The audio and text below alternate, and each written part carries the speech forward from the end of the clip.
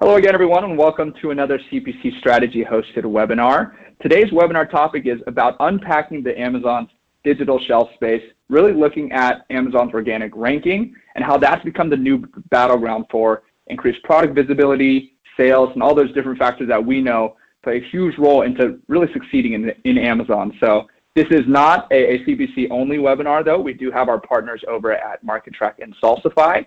Really excited to have our partners with us because they are subject matter experts, especially in the digital shelf space. So definitely excited to have this be a co-marketed event.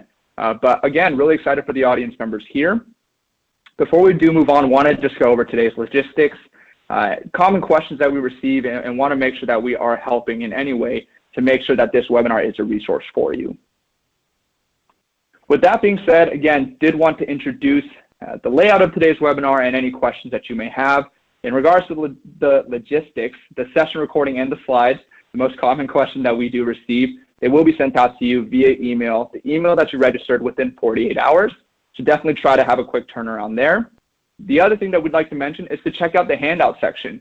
We do have some resources, PDF files available to you, whether it's the Sponsored Products Guide, the Ultimate Guide to Amazon SEO, as well as why vendors should use Amazon Marketing Services. Again, just resources and files for you to use to make sure that you're getting the most out of your time here. And lastly, cannot stress this enough, feel free to submit questions to our panelists. I see that people are already using this functionality a little bit, but this really helps us best understand what your needs are and for us to answer and address those needs directly for you. So again, throughout the presentation, slide by slide, I'll be asking questions here and there that are live from our audience, as well as the Q&A section that we have at the end. So feel free, if we say something that maybe we need a little bit more clarification on, or if you just have a question that has been on your mind about Amazon and the A9 algorithm and the digital shelf space, feel free to shoot them over my way. I'll be kind of looking through the questions and queuing them up for our speakers. So definitely want to make sure that this is something that you're taking advantage of.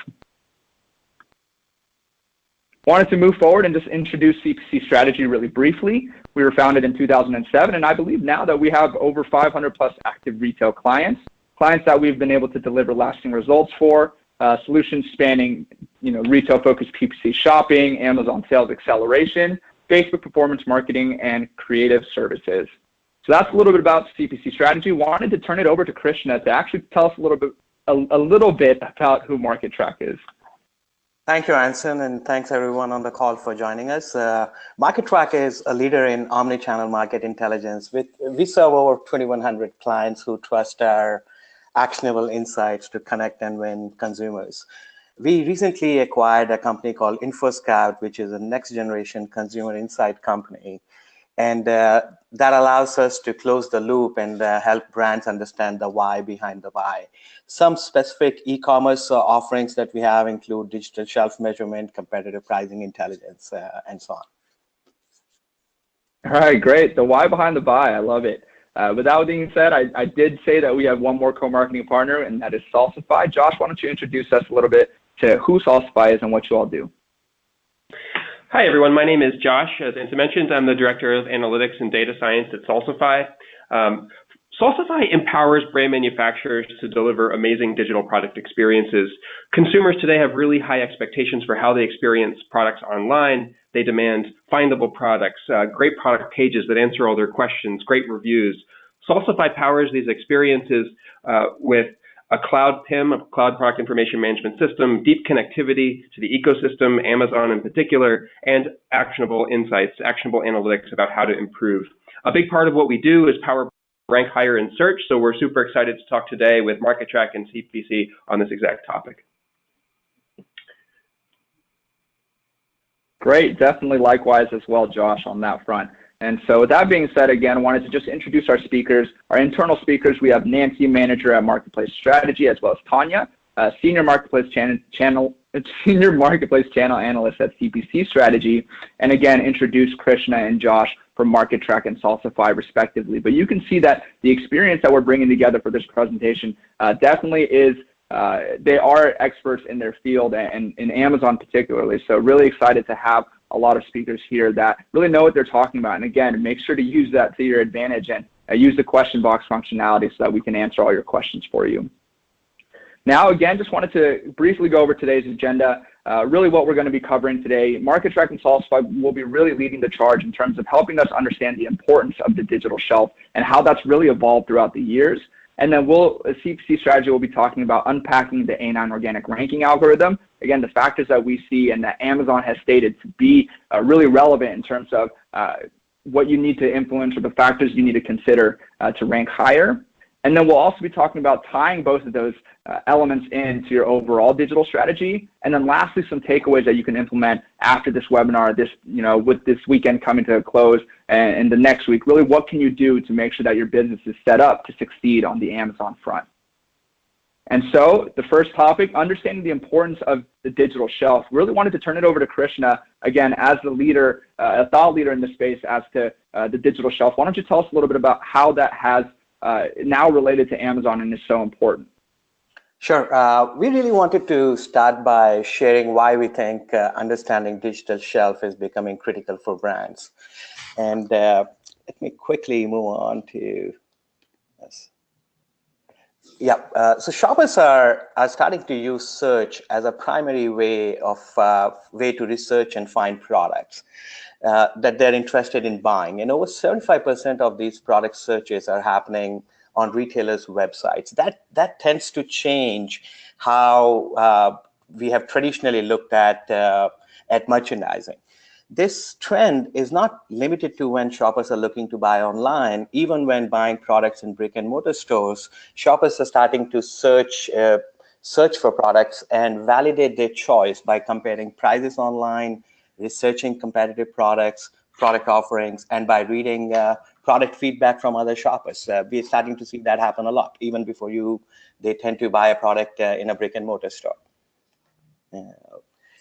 Now, understanding what your customers are searching for and influencing what they see on the digital shelf when they go through the journey towards product purchase is critical to taking control of digital shelf.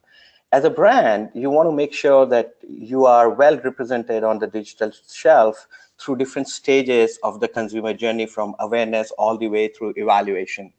And this can sometimes get tricky. There are general search terms. If I'm looking to buy a LCD TV, as a consumer, I may go on Amazon and search for an LCD TV. But as I get more towards a consideration phase or towards an evaluation phase, I'm starting to get more brand specific in terms of what I'm searching for. So understanding how these keywords interact with each other and how well are you represented on the digital shelf starts to become very important. And effective merchandising on digital shelf requires a comprehensive understanding of where your products are placed on digital shelf. Are they competitively priced with the right product content? And I'm sure Josh will have a lot to say around product content. And encouraging your customers to provide reviews. All these play critical roles in your ability as a manufacturer or brand to take control of digital shelf. We ran a survey of why people shop on Amazon, and it brings out some interesting insights. Shoppers are looking to buy the right product at the right price and want to validate their purchase. They want to hear from other people what their experiences were. However, it's important to understand the context in which this is happening, which goes back kind of to the first slide that we shared with you, that shoppers use search as the primary way to find products. In that context, it becomes critical for brands to understand which keywords are important to their categories, and are you effectively merchandising for those keywords in terms of product choices that a consumer sees, in terms of how you're pricing it, what kind of promotions are being offered to the shopper. And there's an argument to be made, you can make a stretch argument that keywords is what is the new digital shelf. There's an argument to be made for that. And the challenge really, with the context of digital shelf being keywords or key phrases that a consumer is searching with, the challenge really is in identifying and synthesizing the right KPIs to measure on the digital shelf. What are the right KPIs that you should look at to measuring your success on digital shelf?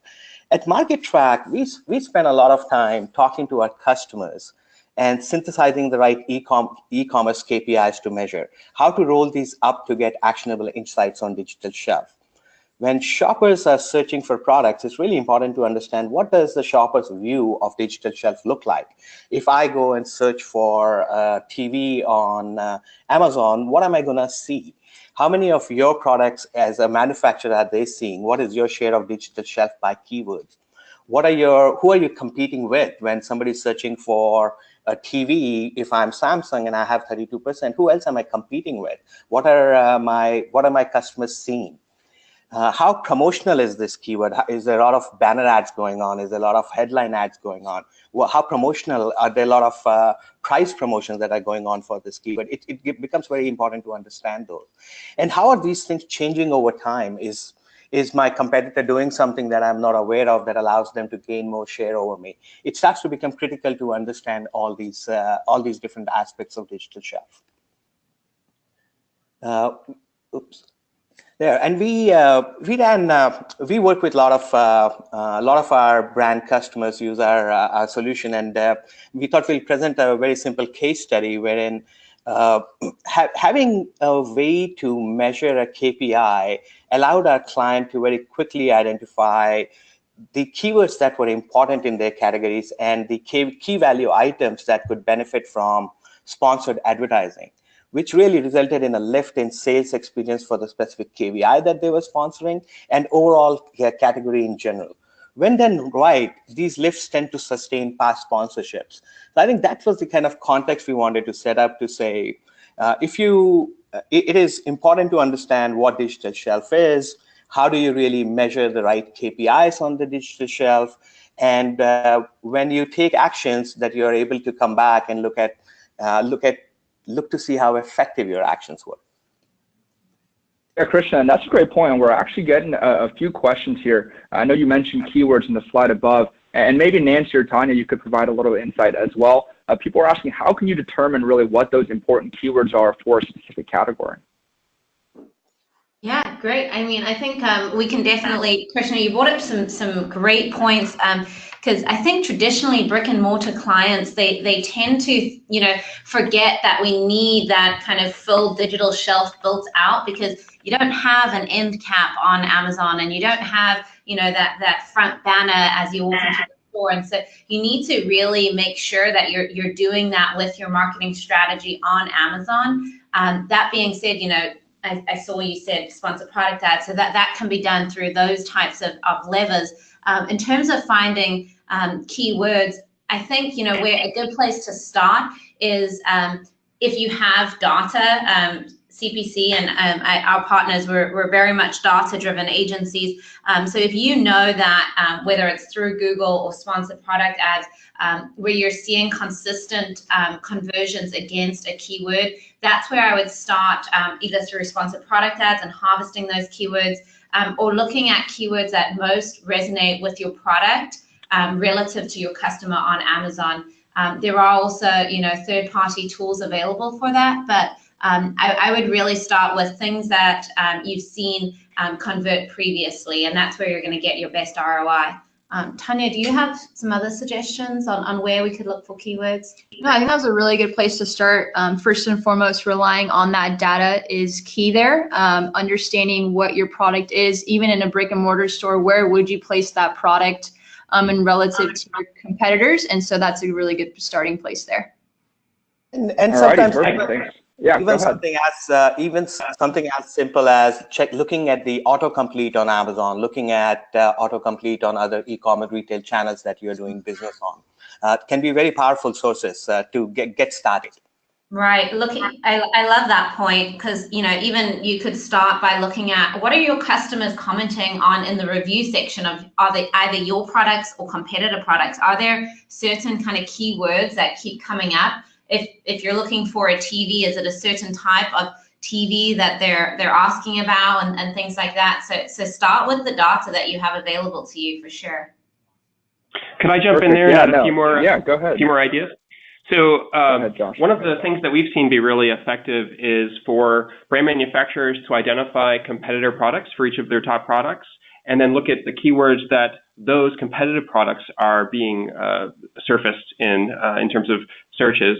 There are tools that do this. Salsify does this. There's Keyword Eye and Selix and Sellerscope, lots of great tools that you can use to identify really important keywords to conquest. Definitely, yeah, and love the conversation going here. I already see people, loving the insights. So definitely appreciate everyone jumping in. Wanted to kind of move on a little bit. I know, Krishna, you just spoke a little bit towards, the need for awareness on the digital shelf and how that is becoming a more important factor. I know that Josh, too, in this upcoming section, you're talking about how that really relates to kind of where the spending is trending towards. Do you mind talking about that? Yeah, absolutely. So yeah, Krishna spoke a bunch about the path to purchase on the digital shelf and how it's all about search and Amazon in particular. And when you get a click-through from a search, you've got to convert that product page session. Krishna, you also alluded to the other effects of the digital shelf, other really important considerations for the digital shelf, and I wanted to touch on those a bit. The digital shelf is important for more than just driving purchase in e-commerce. It's also important because if you look at kind of the backdrop of what's happening in terms of ad spend, we just crossed recently the point where more ad spend is happening on digital than on TV. Buyers are experiencing products increasingly in digital channels as opposed to on TV, in print media. So for brand manufacturers, it's all about digital and it's all about Amazon in particular. If we dive into one example in particular, take Procter Gamble. They have a $200 million ad budget, and Salsify did an analysis of where that money is going in 2017, where it went 2017 versus 2016. And what we see is that companies like Procter Gamble, leading brands, are investing more in trusted retail channels and less on traditional brand marketing outlets. What this implies also, by the way, is that brand and trade teams are working more closely than ever in order to succeed.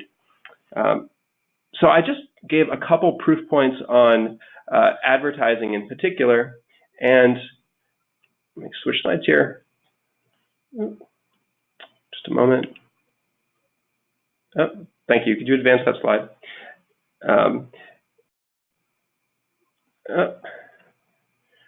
Well, Anson, could you advance the slide? I'm unable to. Josh, I can try and do it up. Okay, thank you. So I've been focusing on advertising, but it's not just about advertising. Advertising is great to look at because it's a measurable proof point, but brands are also changing the way they allocate creative resources. Amazon will tell you that your product detail page is your most important brand marketing vehicle. More people will see your product detail page on Amazon than they'll see your television ads this month. So, which is more important in terms of marketing effort?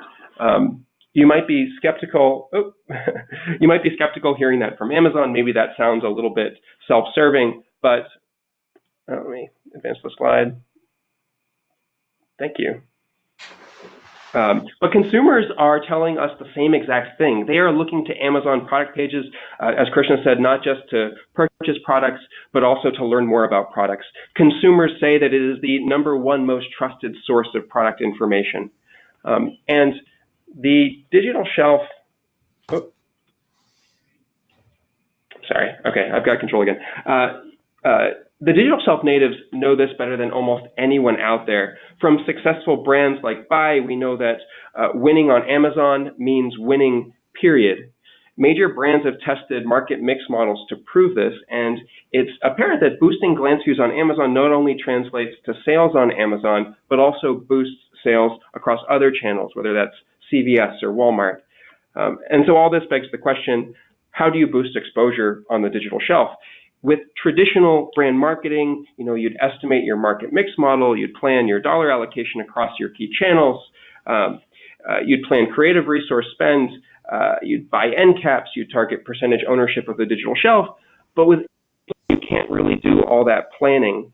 The algorithm is a bit more of a black box at first glance anyway. It's fast changing, it requires ongoing experimentation, and I think that's a pretty good segue to the next section. We look at unpacking the A9 algorithm. Yeah, definitely, and definitely thanks for the intro there, and really wanted to introduce this topic. I know a lot of people are really tuned in to really understanding how the organic ranking algorithm really plays a factor in your digital shelf strategy, and not just that, but in your Amazon strategy in general. So I think this is a great time. I'll actually turn it over to you, Nancy, to talk to us a little bit about the importance of the A9 algorithm, what it really means, and unpacking it for our audience a little bit. Yeah, absolutely. Josh, you kind of teed us up really well. So thank you for that. A big part of, understanding this, the organic rank algorithm is really because of what you touched on. When you invest in Amazon, that repurchase value is so high. We see customers try something and come back. And so that initial investment continues to pay off. Brands also, you had a slide with some great stats there, really trust Amazon and the products that are coming from Amazon. And so if you're able to build up that customer base on Amazon, you can really start to grow that incremental sales and start to build that customer lifetime value. And so to your point, sometimes we hear from our clients, this organic rank algorithm, it feels like a black box, and there's these hacks I'm hearing about, and how do I rank, and questions like that. And it can be really, really frustrating. And so we do feel for our clients. However, if you go to Amazon and see what are they telling us is going to help our organic rank, they really do give us the answer. It talks about title, description, text match relevancy, price, availability, selection, and sales history. And that's how they say is going to increase your product's visibility. And it's kind of a chicken or the egg, because you're going to need that product visibility to get that sale/conversion, which is then going to help boost the sales.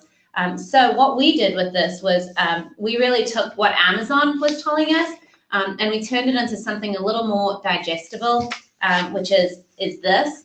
And we're going to, as a group here, dive into some of these factors a little more. And so basically what the slide is telling us is we have those direct factors that Amazon talks about in the previous slide, being availability. So you need to have stock of your product for the customer to buy it. It needs preferably to be fulfilled by Amazon, prime shipping. That is going to help. Again, in-stock relevancy also is going to be a part of that contributing factor. So you think about Amazon wants to provide a consistent experience to the customer. And so if you're able to have, your water bottle available this week, next week, that is going to help that organic rank. In the next few slides, Tanya and Josh are going to dive into the text match relevancy and how important that is for organic rank. Price is a huge part of that, which Krishna kind of touched on in the beginning, where price is important, and being competitive on price is important. The most important factor being sales velocity. Really, that is Amazon's indicator that your consumer is searching for a product. Your consumer then clicks on your product and purchases your product relative to the keyword they searched for. And that is what really is going to help that organic rank relative to that keyword. How we can boost that sales velocity is through those indicators below. So let's dive into some of these direct and indirect factors that are going to help with that. Tanya? And that's really important. That I think that's a very good slide, and it kind of sums up how Amazon's A9 engine works. And being able to measure some of these factors is critical to understanding your success on digital shelf too, right? Yes, absolutely. You've got to be able to measure for any given keyword. Do I have the right products? Are my competitors' products getting better reviews than mine? All those factors come into play to make sure that you get enough product sales velocity. Absolutely. I mean, that is absolutely it. We need to make sure that we're moving forward. What we do sometimes see is we see a client come on. I'll use the beauty space, for example. We see a big brand come on with us, and they say, we're the best-selling brand in Sephora or Walmart or whatever. And they come onto Amazon and they have competitors that they've never even heard of before, or private label brands that they've never heard of before. And so keywords, whatever it may be, perfume, foundation, that somebody might ask for in a brick and mortar store or search for on Sephora.com may not be the same keyword that converts on Amazon. And so exactly, we need to be able to track, is this working, and what can we do to continually improve?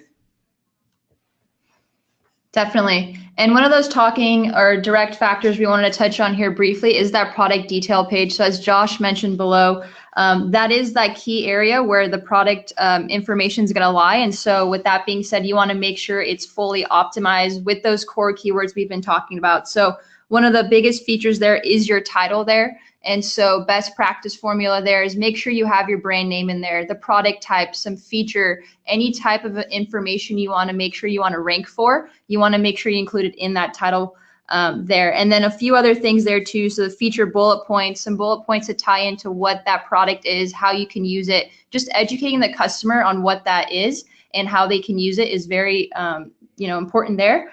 In some categories, we have seen that Amazon has been structuring categories with titles that they have to coincide with. So making sure you have the brand name, the type, things like that.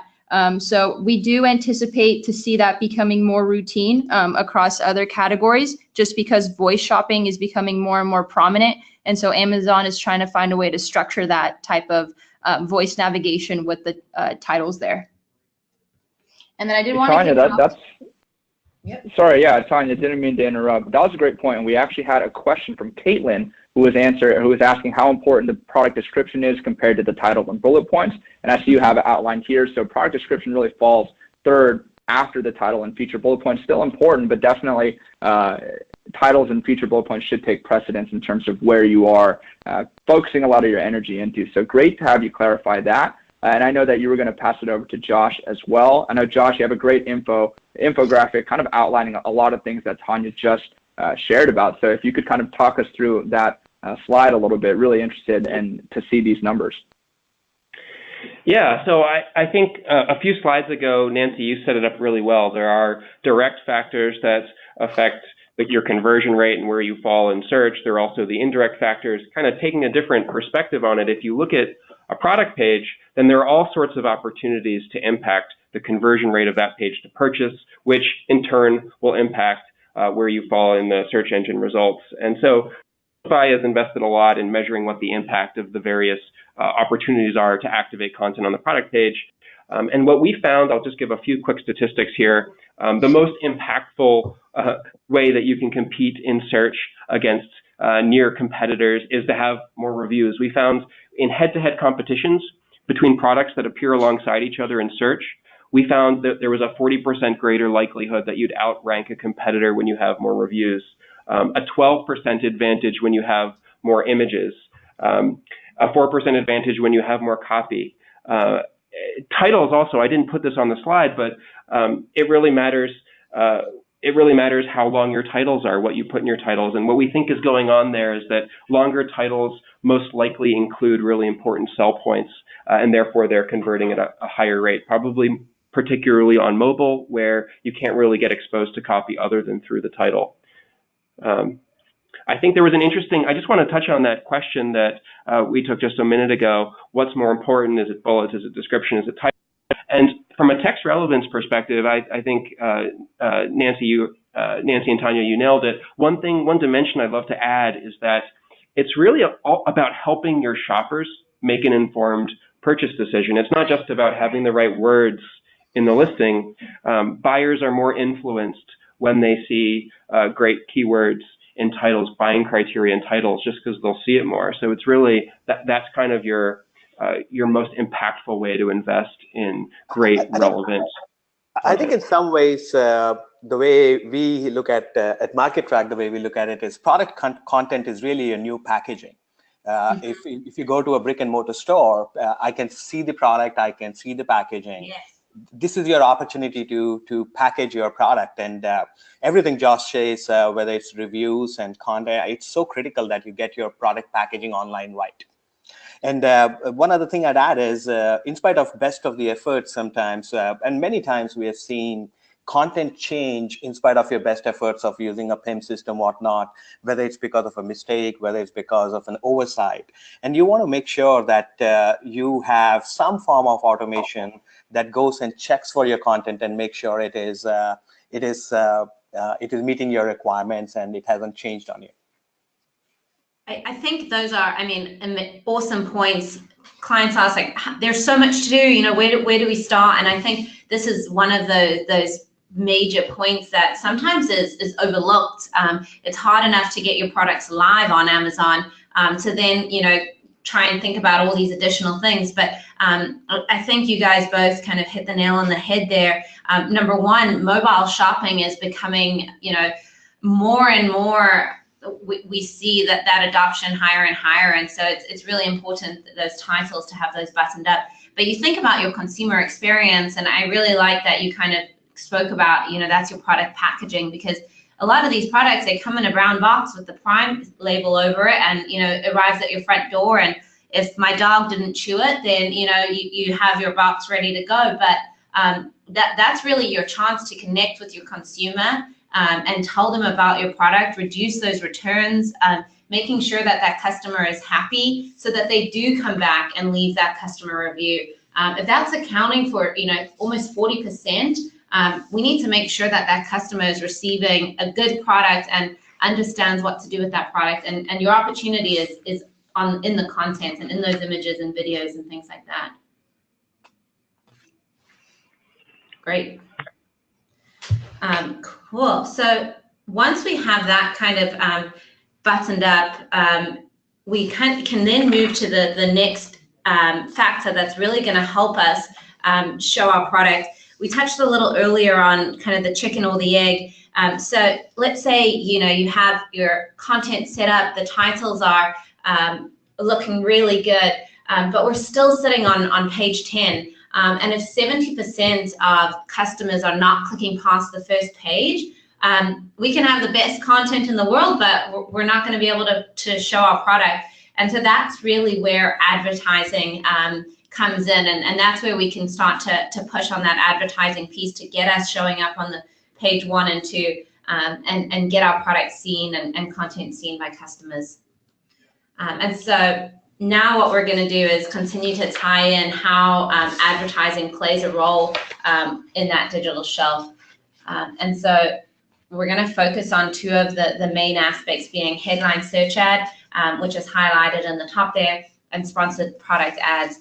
And so Tanya, would you mind sharing a little bit more about headline search ads and what we can expect? Yeah, definitely. So as Nancy mentioned above, one of the key things you're going to see there is that headline search ad. So being able to showcase at least 3 products or so, and being able to drive that traffic to a custom link or an Amazon storefront page, and tying in that shopping experience all together. And so usually with the headline search ads, you have a little bit more wiggle room here with as far as the creative goes. So you can include more of a brand logo, or some type of lifestyle image if you want to give it a little bit more character on that left side there. And then you'll be able to pull in at least 3 or so products there, and be able to, as I mentioned, either link them to an Amazon storefront, which is relatively new now. We have been seeing some really good early results with that, being able to showcase more of your products, cross-selling, and having that additional space to really represent your brand on Amazon. So we highly recommend building up a storefront if you haven't done so already.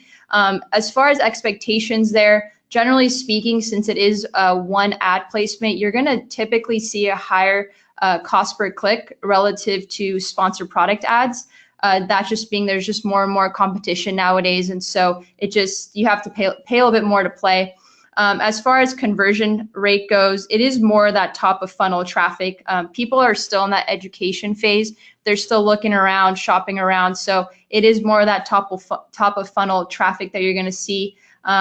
One thing here that you can manipulate is those core keywords that we are going after. So again, going after that shelf of what keywords make the most sense to target here, and making sure you're able to get those headline search ads showcased there, because you're going to be able to capture that customer and bring them down to that bottom of the funnel there.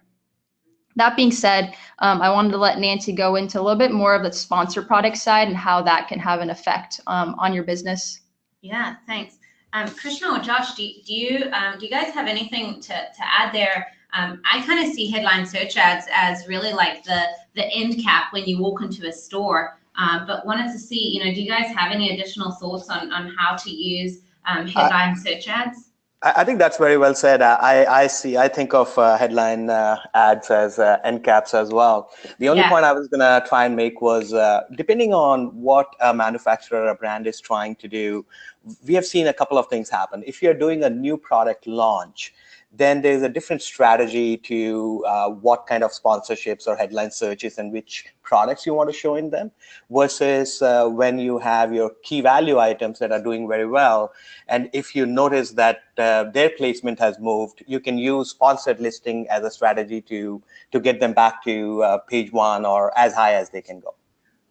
Absolutely. I agree. I think in terms of matching keyword with not only intent of your customer, but intent of the brand. And you need to have a strategy for these headline search ads, especially if they come at a higher CPC. Unlike Google, you can bid on competitor brands. And so if we're not protecting that branded space, like our competitor brands can build equity against our own brand name. And so I agree. Yeah. We have seen that a lot. A lot of our brand customers we work with, in spite of their organic position being very high, we have seen instances where they would actually grab the headline advertising or even sponsored listings just to maximize the share of shelf. They can afford to do it, and you should not concede that space. Exactly. I think that's a really interesting couple points right there. I would add that we see a lot of differentiation in how brand manufacturers attack headline search ads, depending on whether or not they are super competitive, they're a category captain, versus they're more new in a given vertical. Category captains will often use headline search, to Krishna's point, to defend against someone trying to conquest that particular search term, and they'll also maybe layer in some complementary products. So if they're already winning organic search, then they'll want to display complementary products in the headline search. Whereas if you are trying to attack a competitor's space in terms of a particular set of search terms, then it might be more a conquesting approach where you are showing a super relevant product for that search, the exact product for that. Exactly. Yeah. The Amazon customer is very much about convenience. And so, if we're driving them they type in blue water bottle and we drive them to a page with, glasses, that's not what they're looking for. And we're just going to continue to drive those CPCs up. So I like the idea of understanding whether it's an awareness campaign or a cross-sell campaign and really establishing a strategy for our headline search ads. Yeah, and Nancy, before we do move on, I know Josh, you just hit on it too. Krishna, I'd be interested to get your thoughts. We have a question from Sebastian, and he's asking, if you're already on top, the very top of an organic search, why would you still pay, pay per click to have a sponsored product ad or a headline search ad? I think it goes back to the digital shelf. So if you could just explain that a little bit. I can take that. And actually, we had some very interesting conversations around that with some of our customers. I think I was of the same opinion, which is if I'm organically placed well, why would I want to spend money to get a paid advertisement or a sponsored listing? And I think what we realized was if you can eliminate your competitors' products from the search page, that just makes it that much harder for that sale to go to somebody else and that much easier for you to get the sale. If you have the budget and if you can afford to own 80-90% of the share of shelf, especially for the long tail keywords, when I know exactly what I'm looking to buy. So if I want to buy a Samsung LED TV with a specific model number, I just want to make sure that I'm eliminating anybody else or anybody else's products. That's what we have heard from some of our customers for sure. Yeah, and I wanted to. I know that's. Go ahead, Tanya. I wanted to touch on that very quickly too, because we do get that a lot where it's, on my own branded page, for example, why should I have a headline search or sponsored products ad? And I think you touched on it there is you want to make sure you have that because of that brand loyalty. If someone searches for a specific type of protein and they land on your competitors on your own, SERP, then they could potentially click on that ad and click and buy that product. So you want to make sure you're protecting your own brand first and foremost as well. Yeah, adding to that, some competitors, you can put coupons now through sponsored product ads. So if a competitor advertising a coupon, and your product might be similar in the customer's mind to the competitor product. There's that. If you're looking on mobile, those first really 3 products, the visibility there is all sponsored, and so on mobile at least, you're below the fold even if you're the first organic rank. So yes, all of the above. I don't think we are necessarily recommending you use it as a strategy all the time. I think for top of the funnel keywords, I would not do it. I would consider doing it for branded terms, and I would consider doing it for long tail terms. Correct. I would add that I think that there's a lot of really great advice from MarketTrack and CPC on this question. I also think that it's just such a great question because we see brand manufacturers that are investing a ton in their ad spend on Amazon. That we hear them asking the question, "Am I cannibalizing my organic traffic with a headline search ad?" And certainly there's really amazing defensive strategic reasons to make sure that you own that space. But it's a really important question that maybe you are diminishing your organic click-throughs, and that is it's hard to totally account for what the ROAS is of that ad, given that you're potentially cannibalizing organic click-throughs. It's a tough question. It is, and yeah, we're asked all the time, and I think if we do get kind of those questions or pushbacks, you can run tests. This is not a static thing. Maybe we turn off those broad terms for a week or 2 weeks, a month, whatever it is, and then we see total ship COGS and how that affects it. Or we shift and we pivot to using a different type of ad for our branded terms. And so I think continual testing is also really important when it comes to some of those questions. I think that's a great point. And the e-commerce world and presenting your products and making sure you're getting sales, it's a constant exercising in testing, learning, and doing it and repeating that process. That's a very good point. Awesome. Yeah, definitely. And I know, Nancy, we're looking to move sections here. Want to be cognizant of time too. If we can kind of just fly through this next section here and really look to get into the actionable takeaways as well as Q&A. I know that we're getting a lot of good questions in, so I want to just make sure that we address those as well. Great. And Anson, correct me if I'm wrong, but these slides are going to be available to the listeners afterwards, correct? Yeah, definitely. We will send them out to their email. So there are a lot of bullet points here, but definitely can look to reference them at another time. Okay, great. And yeah, I think we touched on a lot of the points in the previous slides. So I would take some time. All 3, or CPC and MarketTrack and Salsify, we have great content out there, that can assist you with a lot of these things. But sponsored products is another one of the levers that you can pull to help boost that advertising strategy. So take some time. We've said it previously, this is typically where we see the best ROI. So if you do have a limited marketing budget, this is a good place to start. Great. Krishna, I'll hand over to you. In favor of time, maybe I'll try to do a couple of things here quickly. I think when we look at this space, the most important thing that you can do, whether it's today or tomorrow or next week, really is identify your digital shelf KPIs and have mechanisms to measure them.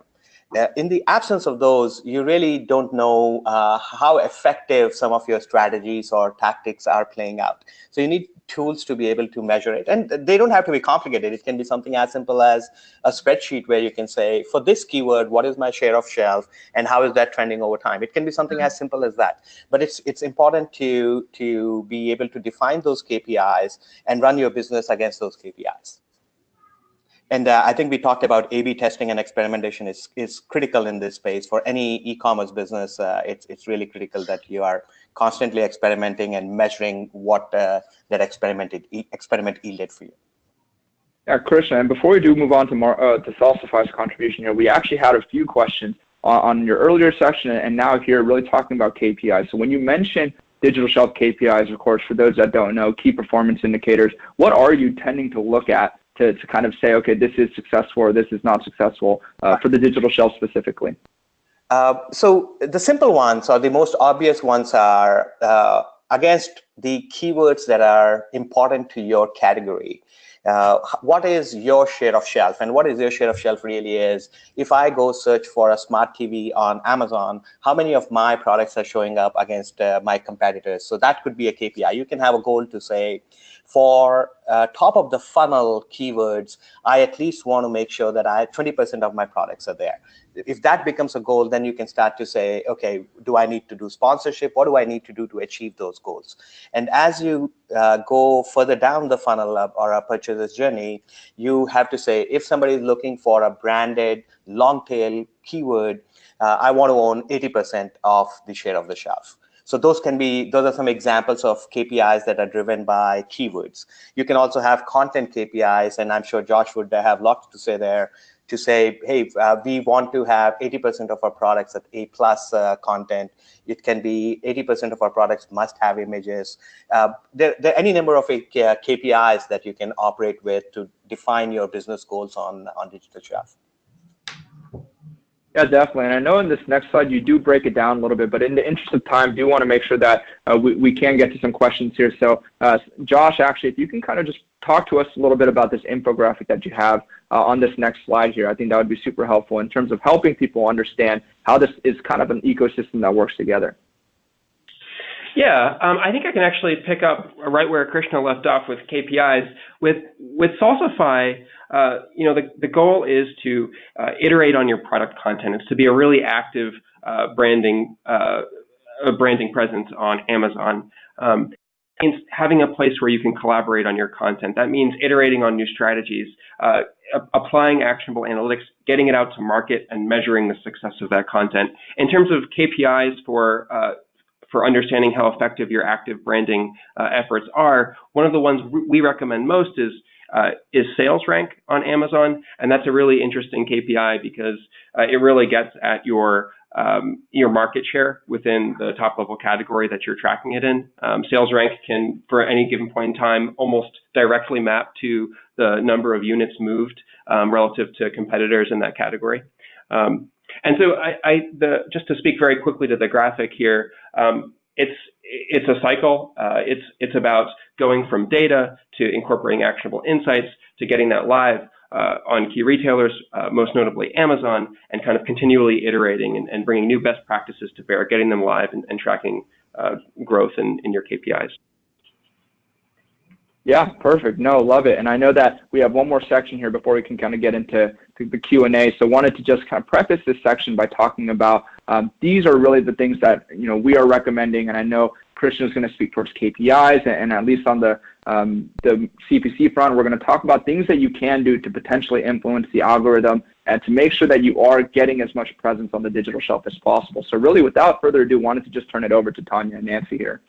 Yeah, thanks, Anson. So just quickly touching on here that text match relevancy. So, making sure you have the right bullet points, you have the right title with the product features in there, the product description, that's really key to help rank with the A9 algorithm. As people are searching for those core keywords, making sure those keywords are in your content there is going to really help the A9 algorithm boost you up and make sure you're able to be presented with those core keywords there. And again, touching on the advertising aspect here. So if you haven't done so already, launch some sponsored products ads, launch some headline search ads, start to do some testing, pausing there and just seeing what works and taking it from there.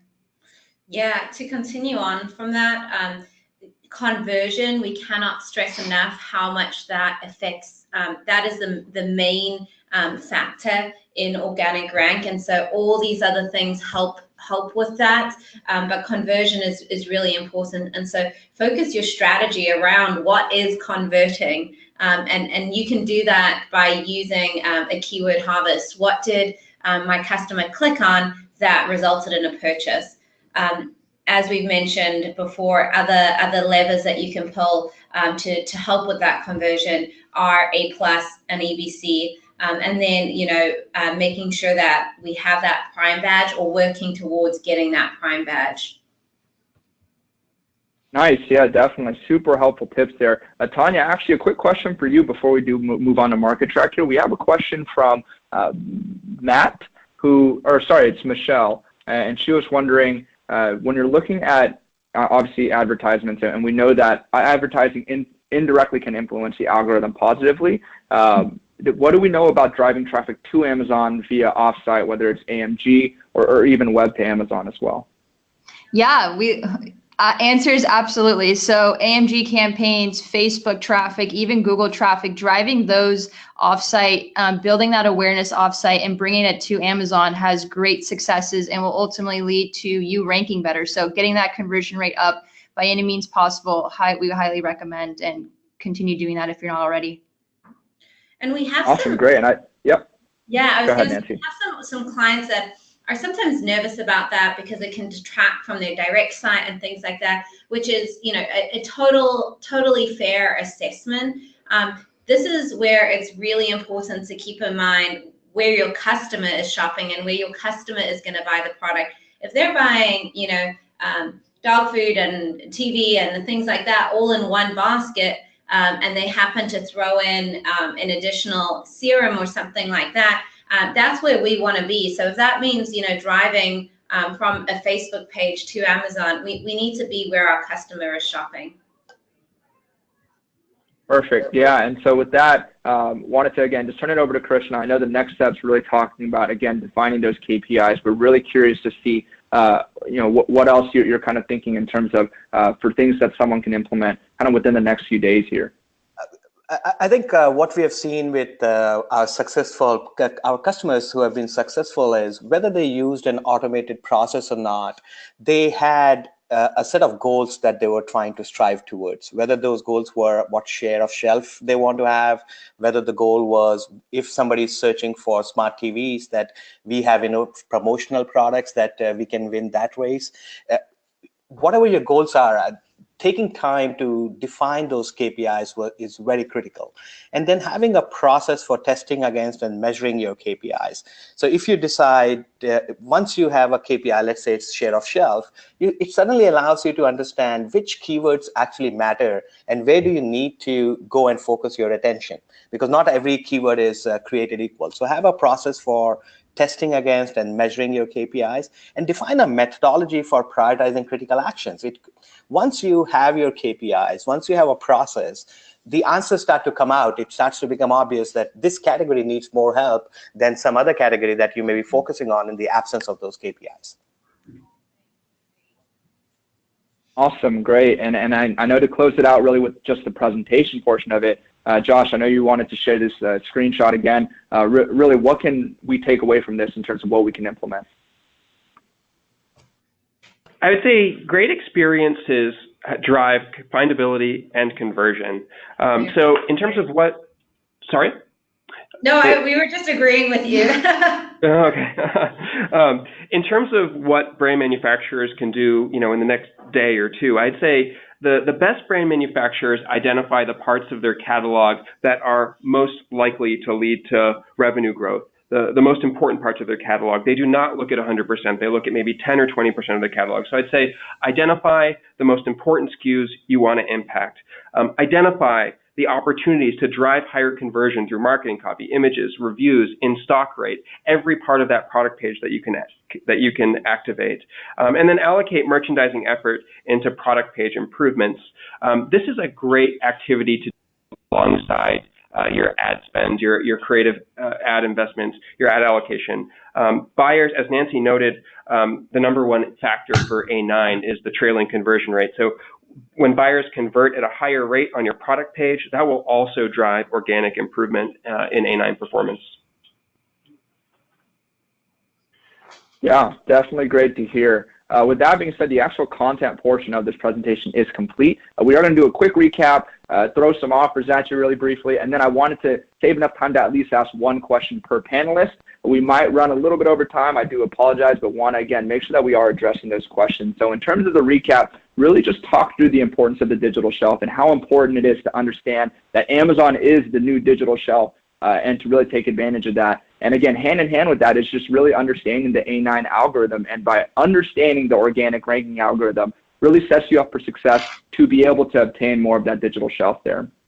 And again, tying that into your overall digital strategy, as well as different things that you can take away now. I know that we breezed through the last two sections there, but do know that this recording and the slides will be available to you to really just dive into the content of the resources. So again, definitely would recommend going back and looking at the slides that we have available. I did just chat out an evaluation link. I know we couldn't answer all the questions that we had today, so this is just if you want some questions and set out some time with an expert, we are offering an evaluation for you. And I know that MarketTrack also has a offer as well. Krishna, can you briefly tell us about it before we go into Q&A? Yeah, we would love for folks to reach out, and we'll be happy to share how we look at digital shelf. And to that end, the first 3 brands that reach out to us, we'd love to onboard them and show them how we go about automating the first and foremost defining the KPIs and then automating the tracking process.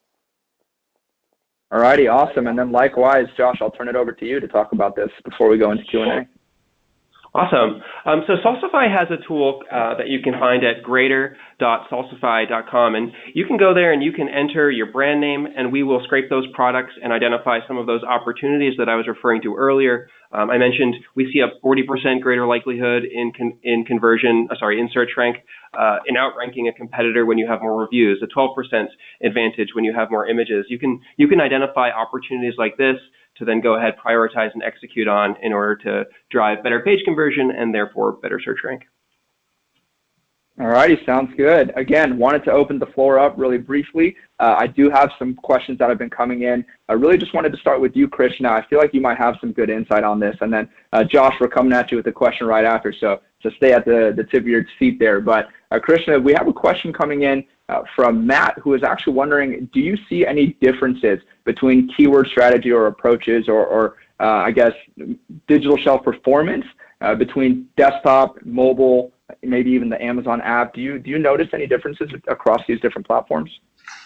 That's a good question, and we are in the middle of running some experiments with a panel that InfoScott, one of the companies that we have.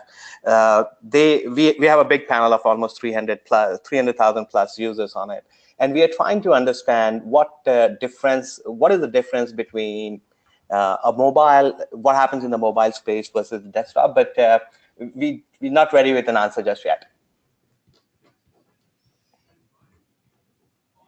Yeah, no, definitely comfortable with you saying that as well. So glad to get your opinion there, insight a little bit. Josh, really quick question for you. As you were kind of talking through again, I'm looking at slide 36, what can you do tomorrow, right? These different points. A lot of people are actually wondering on the video side of things, is this something that's available for sellers as well, or is it only a vendor specific capability as of now? Do you mind shedding a little bit of insight? Just to clarify the question, you're curious whether sellers can see these advantages as well? Right. I mean, video specifically in terms of being able to implement that in the product detail page. Oh, yes. I believe that both sellers and vendors can upload videos to the product detail page. One thing that I would recommend is a really interesting place to start in terms of optimizing product detail pages, whether you're a vendor or a seller, is to look at the title. Do you have an opportunity to include a really important sell point, important buying criteria that's coming up in comments, that's coming up in the Q&A section of your product page into the title? Both sellers and vendors can submit content update requests for that. Are there interesting images that can also incorporate those key buying criteria so that, for example, the 55% of shoppers on mobile shopping on Amazon can see feature attribute benefit images when flipping through the image carousel? But videos are effective too. I think, if I'm not mistaken, we see about a 7 to 8% increase in outranking a competitor when you have a video, rough in that range. Right, gotcha. And Tanya, this question is for you. I know we talked about text match relevancy quite a bit here, and we actually received a lot of questions throughout the webinar as well. And people were really wondering, what is an example, I guess, of a good text match relevance here, or more match as opposed to less match, was a question from Chris. Yeah, one place I always start is for your specific product. I just go on Amazon and just do an audit across the board. So look for those for those products that are ranking in the top 1 to 5 between your competitors if you're not in that range, and look to see what they're including. But first and foremost, it is going to be your obviously your brand name, product description. So some of those key points that Josh was talking about too. If there's any unique selling points or keywords you want to rank for, start there. But I know it varies by category as far as what's the best way. So I would just start in your vertical, do a quick search on Amazon and kind of see if there's any trends there. You'll start to notice them after you go through a few yourself.